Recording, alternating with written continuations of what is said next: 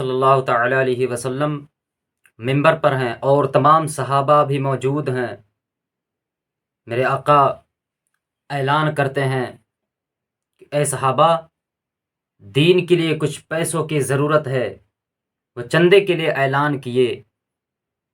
حضرت عمر فاروق رضی اللہ تعالی عنہ سارا کا سارا مال لاتے ہیں، ادھر ابو بکر صدیق آدھا مال لاتے ہیں، اور صحابہ جن کے پاس جو تھا سارا سامان لے کر کے آ رہے ہیں۔ ایک اس میں سے صحابہ بہت غریب تھے، چونکہ ان کے گھر میں 3 دن سے چولہا نہیں جلا تھا، ان کے بچے 3 دن سے بھوکے تھے۔ گھر گئے، بیوی نے کہا اے میرے مالک، اے میرے شوہر، 3 دن سے بچے بھوکے ہیں، ان کے حلق سے ایک لقمہ بھی کچھ اندر نہیں گیا ہے، ان کے حلق تک 3 دن سے کچھ بھی نہیں گیا ہے، بچے بہت بھوکے ہیں، تڑپ رہے ہیں۔ اس کے آنکھ میں آنسو آیا، اور ایک طرف بیوی کا چہرہ دیکھ رہے ہیں تو دوسرے طرف مصطفیٰ کا فرمان دیکھ رہے ہیں، وہ اعلان دیکھ رہے ہیں۔ وہ چلے گئے نوکری کے لیے، گھر سے باہر تشریف لے گئے، کہیں کام مل جائے، کام کر کے چند پیسہ میں لا سکوں، چند دولت میں لا سکوں، تاکہ مصطفیٰ کی جان رحمت کے نام پر میں دے سکوں۔ چلے گئے، انہیں کام کہیں نہیں ملا، طرح طرح کے گاؤں بھٹکے یہاں وہاں۔ ایک جگہ گئے تو کھجوروں کی سینچائی ہو رہی تھی، وہیں گئے، رسی اور بالٹی سے پانی نکالا اور پھر وہ کھجوروں میں پانی ڈالا، کھجوروں کی سینچائی کی، اور چند کھجوریں مٹھی بھر انہیں کھجوریں ملی، لے کر کے گھر واپس آئے۔ بیوی دوڑی آئی، بڑی خوش ہوئی کہ شوہر، اللہ کا بڑا کرم ہے، اللہ نے بچوں کے کھانے کے لیے کھجوریں تو دے دیا۔ ایک طرف وہ دیکھتے ہیں کہ مصطفیٰ کا فرمان ہے، مصطفیٰ کا اعلان ہے، اور ادھر بچے بھی بھوکے ہیں۔ انہیں بات یہ کچھ سمجھ میں نہ آئی۔ وہ اسے لے کر کے کہتے ہیں، اپنے بیوی سے کہتے ہیں، بیوی کا چہرہ دیکھتے ہیں تو ان کے آنکھ میں آنسو آیا، اور کہتے ہیں کہ یہ کھجوریں جو چند مٹھی بھر کھجوریں ہیں، میں بچوں کو دوں یا مصطفیٰ جان رحمت کی خدمت میں پیش کر دوں؟ بچوں کے لیے یہ نہیں ہے، بلکہ مصطفیٰ کے لیے ہے۔ وہ لے کر کے جاتے ہیں مصطفیٰ جان رحمت کی بارگاہ میں، مسجد میں جاتے ہیں، اور دیکھتے ہیں کہ کوئی تھیلا بھر کے لا رہا ہے، کوئی گٹھری بھر کے لا رہا ہے۔ حضرت عمر فاروق پورا اپنا سامان لے کر کے آ رہے ہیں، حضرت ابو بکر صدیق رضی اللہ تعالیٰ عنہ بھی اپنا سامان لے کر کے آ رہے ہیں۔ تمام لوگ زیادہ سے زیادہ مال لے کر کے آ رہے ہیں، اور حضور کے بارگاہ میں پیش کر رہے ہیں، خدمت میں پیش کر رہے ہیں دین کے لیے۔ انہوں نے پیچھے اپنی جھولی میں چھپائے ہوئے پیچھے بیٹھ گئے۔ حضور صلی اللہ تعالی علیہ وسلم کے بارگاہ میں جب تمام صحابہ پیش کر دیے تو حضور کہتے ہیں، کیا سب لوگ دے دیے ہو؟ وہ اپنا جھولی پکڑے بیٹھے ہوئے ہیں، کیسے دوں؟ اور لوگ تمام صحابہ جو ہیں زیادہ لے کر کے آ رہے ہیں، میرے پاس ایک مٹھی کھجور ہے، میں کیسے حضور کے بارگاہ میں پیش کروں؟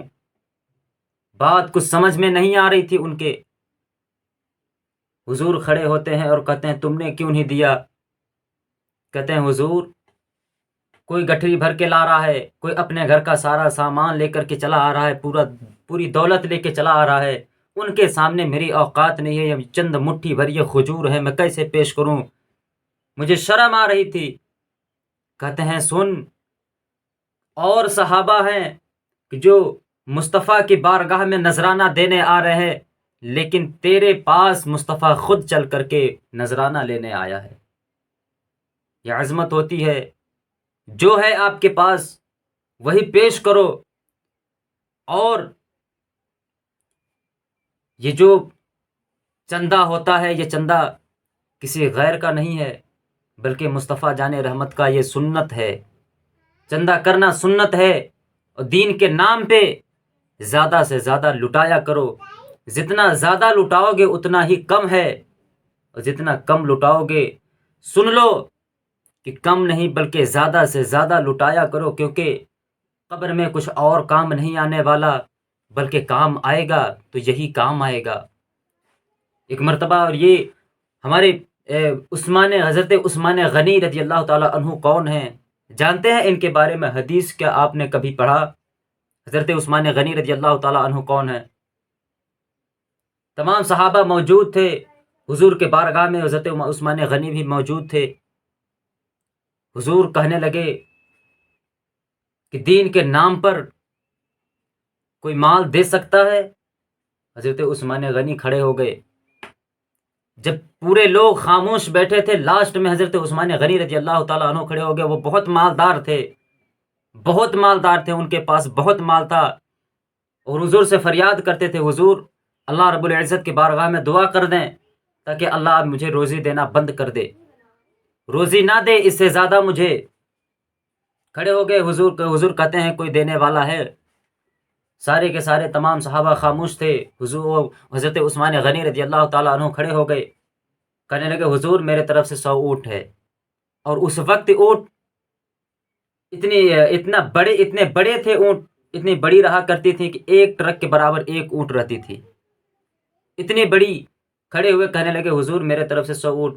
حضور کہتے ہیں عثمان بیٹھ جا، اللہ تجھ سے راضی ہے۔ پھر سوال کرتے ہیں، کوئی صحابہ جواب نہیں دیتا ہے۔ پھر حضرت عثمان غنی کھڑے ہو جاتے ہیں، کہتے ہیں حضور میرے طرف سے اور 100 اونٹ ہیں۔ پھر حضور کہتے ہیں عثمان بیٹھ جا، خدا تجھ سے راضی ہے۔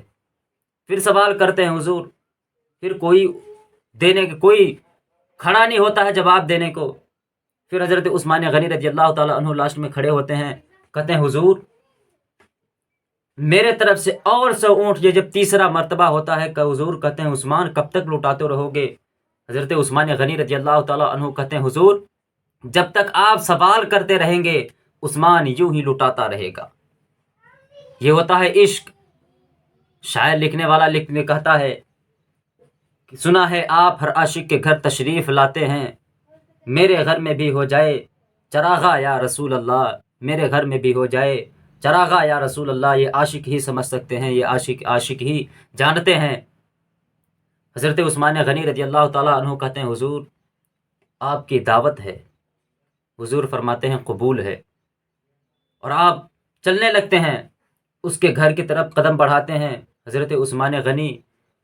اور یہاں آج کیا ہو رہا، آج کا حالات ہے کہ اگر کوئی مہمان آئے آپ کے گھر تو آگے گھر والا جاتا ہے، پیچھے سے مہمان جاتا ہے، لیکن اس وقت کا دور کچھ اور تھا۔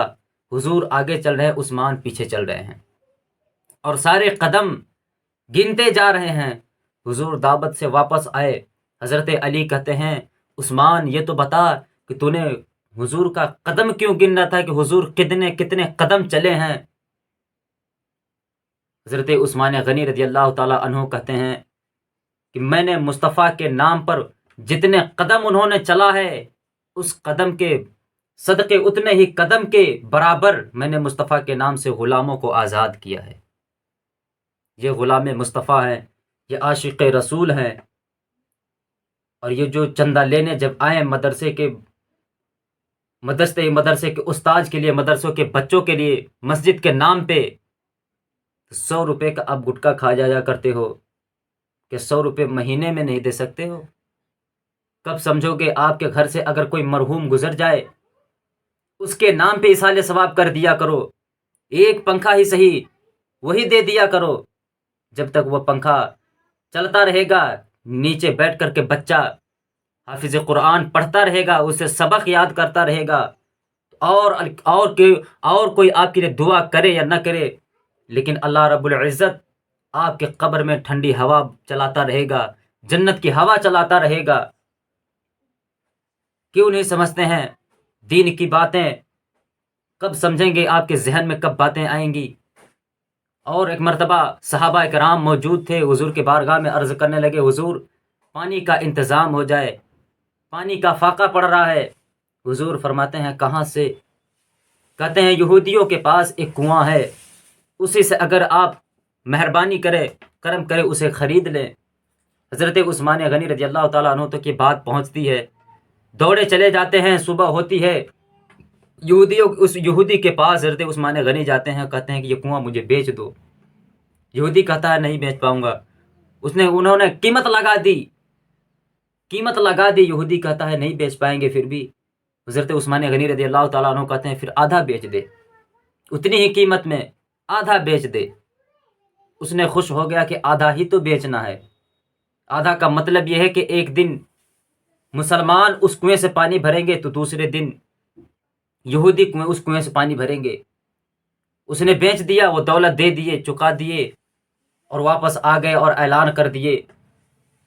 اور جب باری آئی مسلمانوں کی، ایک دن مسلمان بھرتے تھے، ایک دن یہودی بھرتے تھے، جب اس کی باری آتی تھی چپ چاپ کنویں پر بیٹھا رہتا تھا، لیکن جب مسلمانوں کی باری آتی تھی، مسلمان جاتے تھے، اس دن کا بھی پانی بھر لیا کرتے تھے، دوسرے دن کے لیے بھی پانی بھر لیا کرتے تھے، پھر جب جاتے تھے تو پھر بھر لیا کرتے تھے۔ یہ ماجرا چلتا رہا۔ یہودی ایک دن حضرت عثمان غنی رضی اللہ تعالیٰ عنہ کی بارگاہ میں آیا، کہا عثمان جو ہے میرا کنواں آدھا بچا ہے اسے بھی تم خرید لو۔ عثمان پوچھتے ہیں کیوں؟ کہتا ہے کہ آپ میری کمائی کچھ نہیں ہو رہی ہے جب سے آپ آدھا کنواں خرید لیے ہیں۔